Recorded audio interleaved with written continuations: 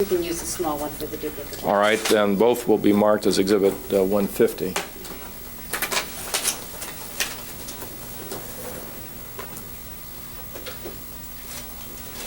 Mr. Anderson, showing you a photograph which we've now marked as 150. I ask if you recognize that? That's the Hinsdale home.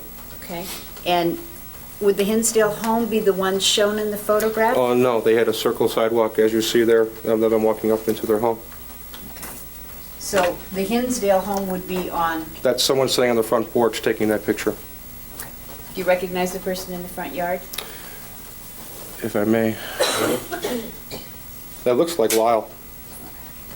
And do you know who lived in the house that is pictured? The house that is pictured. Were Terry and Carl? Terry and Carlos's home, I believe, is this one back over in here. Like there was across with the field divided, the subdivision, there was a center plot of land, and it was just beginning to be under development. It was mostly all prairie at the time. And then there was the street came in and then horseshoed around, so then they left a big open field in the center. Okay. Now, during the time that they were living in the Hinsdale home, did anything unusual occur with regard to Eric leaving the home and going to his aunt's house? Yes, it was quite unusual to myself because as the adults were preoccupied with themselves, both boys would be able to, and my brother and I made it up as they would be able to escape out of the home, and Eric would then cross the street, get in the field, and then my brother and I would realize where they were, and I would go over and have to run out in the field and chase Eric, and bring him back to the home.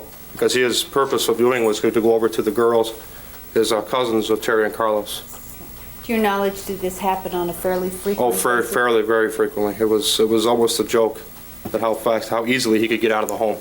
Okay, and he was less than 2 at the time, is that correct? He was walking, yes.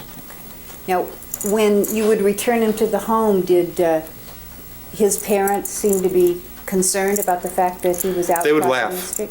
Okay, wait until she finishes the question before you answer. You can't get them both down at the same time, okay? I'm sorry. Okay. What was the reaction of Kitty and Jose Menendez with regard to their son crossing the street and going over into that field? They would be jovial, more of a joke. After the Menendez family left the Hinsdale home, did you see them again? Not for some time. Did you eventually go and spend several summers with them? Yes, I did. And do you know the dates of the summers you spent with them? The dates, no, but I know the homes. I know the 3 different homes that I stayed in with them. Okay. Can you find the homes on the chart? Assuming we have them all. The Cedar Grove home that had a long driveway in it. I remember that home. I remember the Hinsdale home. I remember the Muncie home. I also remember the Princeton Junction home. Okay. Princeton Junction home, well, yeah, those are the 4 homes I remember. And the Princeton Junction home they lived in from 1977 to 1978. Do you know if you were there in 77 or 78? I was there in 77. And was that your last visit? Yes, And in 1977, you would have been 16 years old? correct. And Lyle would have been about 9, and 9. Eric would have been about 6? Yes.